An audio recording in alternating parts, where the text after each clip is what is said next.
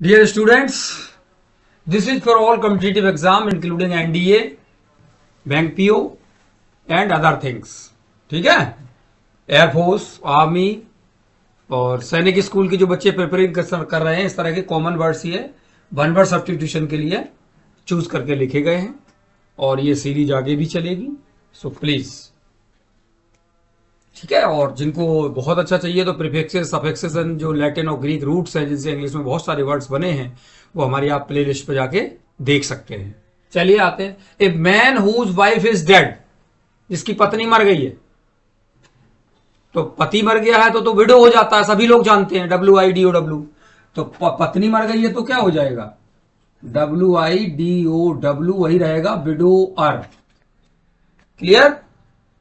Widower माने हिंदी में क्या कहते हैं इसको, विधुर. विधुर नहीं, विधुर. फिर देखिए, N outline of a play और ओपेरा. प्ले मीन्स यहां पे नाटक हो जाएगा क्योंकि ये नाउन के रूप में आया है, आर्टिकल लग गया है. ओपेरा, ओपेरा भी नाटक को ही बोलते हैं. उसकी आउटलाइन, आउटलाइन मीन्स रूपरेखा को क्या बोलते हैं, सिनेरियो. स्टैंडर्ड शब्द है सिनेरियो, SCENERIO, सिनेरियो. बेटा इसकी देखना तो सिनेरियो, हमें लगता है यहां पे ए है. तो अच्छा, जो क्रूअल नहीं है, जो क्रूअल नहीं है वो क्या है, फ्रेंड है हमारे लिए, क्योंकि हमारे मन को, हमारे शरीर को हमें हर तरह से क्या देता है, राहत देता है. तो यहां पे इसके लिए आएगा शब्द फिएंड, FIEND.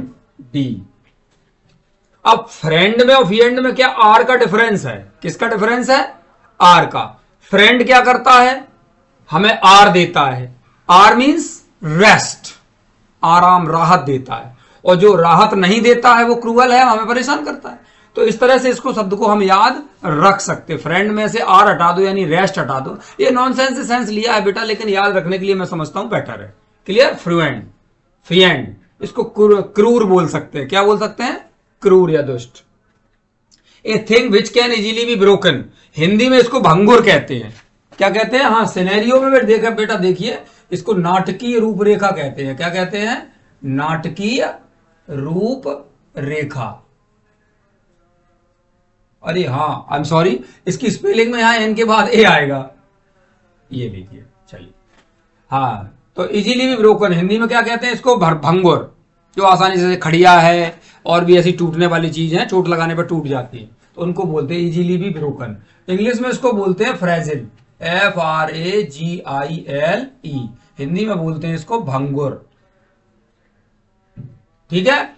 A person who looks at the dark side of things, जो चीजों के अंधेरे पक्ष यानी नेगेटिव पक्ष को ही देखता है, उसे निराशावादी कहते हैं हिंदी में. इंग्लिश में बोलते हैं पेसिमिस्ट, पेसिमिस्ट. क्लियर, समझ में आ गई बात. अब जब ये पेसिमिस्ट आ गया तो ब्राइट साइड की ओर देखता, उसको क्या कहेंगे, माने जो पॉजिटिव पहलू को देखता है, सकारात्मक पहलू को देखता है चीजों के, जीवन के, उसको क्या बोलेंगे, ऑप्टिमिस्ट. क्या बोलेंगे, ऑप्टिमिस्ट. ये हो गया निराशावादी, निराशावादी. अब इसी से विचारधारा आती है, और पेसिमिज्म कर दो, टी की जगह एम कर दो तो हो जाएगा निराशावाद. इसी प्रकार से हम एक और शब्द लिखे दे रहे हैं इसी के लिए,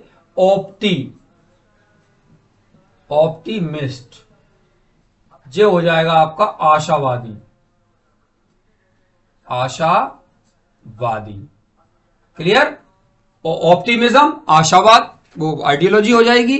इसी प्रकार से अब हम आगे चलते हैं. आइडियल टॉक, एक मूर्खतापूर्ण बातचीत, जैसे दोस्त लोग आपस में गप्पे ठोकते रहते हैं, है ना, वो वैसी भाषा में कहते हैं गपियाते रहते हैं. वो खान सर बोलते हैं गपियाते रहते हैं. तो गपियाने से ही बना है शब्द, गप्पे ठोकने से ही. क्या बना है, गॉसिप, GOSSIP, गॉसिप, फालतू की बकवास. A substance which is use to kill an insect, कोई पदार्थ जो इंसेक्ट माने कीड़े मकोड़ों को मारने के लिए प्रयोग करते हैं. तो ये बात ध्यान रखना बेटा, एक वीडियो भी इस पे हमारा डला है, साइड, CIDE. क्या डला है, साइड. ये हमारा सफिक्स है. साइड मीन्स होता है हत्या. क्या होता है, हत्या. तो इसका देखिए क्या बनेगा, इंसेक्ट को मारने वाला क्या हो जाएगा, इंसेक्टिसाइड।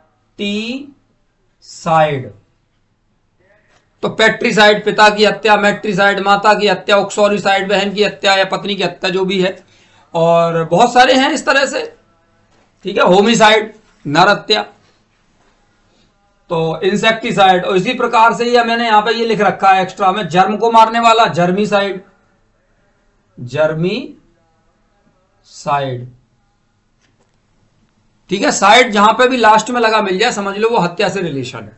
चलिए, है सुसाइड, सुई माने सेल्फ से सु ले लिया गया है SUI, और साइड मीन्स हत्या, तो इस तरह से है। अब आप इसको देख सकते हैं, person who does things for pleasure not for money. एक आदमी जो खुशी के लिए, अपने आनंद के लिए कार्य करता है, धन के लिए। हम दो तरह से कार्य करते हैं, एक तो धन कमाने के लिए, मनी गेन करने के लिए, और दूसरा किस लिए, अपने मन के आनंद के लिए। तो उस व्यक्ति को क्या कहेंगे, आदमी क्या करता है जो आनंद के लिए काम करता है, जैसे अपनी हॉबी टाइप का है या कुछ भी है, समाज सेवा है या बच्चों को पढ़ाना, बहुत सारे लोग फ्री ऑफ कॉस्ट करते हैं इसीलिए, तो उसको मनी के लिए नहीं, आनंद के लिए, उसको क्या बोलेंगे, अमेट्योर, TEUR, अमेट्योर। माने इसको कहते हैं शौकिया।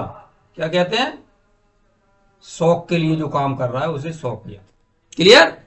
अब इसी क्रम में एक और आता, बच्चे कंफ्यूजन आ जाते, who a person who visits other countries for pleasure not for money. ये इसी के साथ आया है, जो दूसरे देशों में भ्रमण करता है, किसी बिजनेस के चक्कर में नहीं, केवल घूमने के लिए जाता है, चीजों को जानना चाहता है और आनंद लेना चाहता है विजिट का, तो उसको क्या बोलेंगे, टूरिस्ट। ये तो बहुत सरल शब्द था। चलिए, TOURIST, टूर से ही बना है, टूरिस्ट, टूर पे जाता है अदर कंट्रीज में, टूर से टूरिस्ट, इसी से बना है टूरिज्म। ठीक है, जगह एम कर दीजिए। पर्यटन, हिंदी में बोलते हैं पर्यटक, तो अंग्रेजी में क्या बोलेंगे, पर्यटन, पर्यटक और पर्यटन, टूरिस्ट और टूरिज्म। फिर देखिए, पर्सन हु अटैक्स फर्स्ट, जो पहले आक्रमण करे। दो देशों में युद्ध की स्थिति है, तो एक पहले आक्रमण करेगा, तो पहले आक्रमण करने वाले को क्या बोलते हैं, आक्रमणकर्ता। दूसरा वाला उत्तर देने वाला माना जाता है, तो आक्रमणकर्ता की अंग्रेजी क्या हो जाएगी, aggressor, aggressor. Clear. So these are the 10 words. You can enjoy learning words and get benefited out of it. Thank you.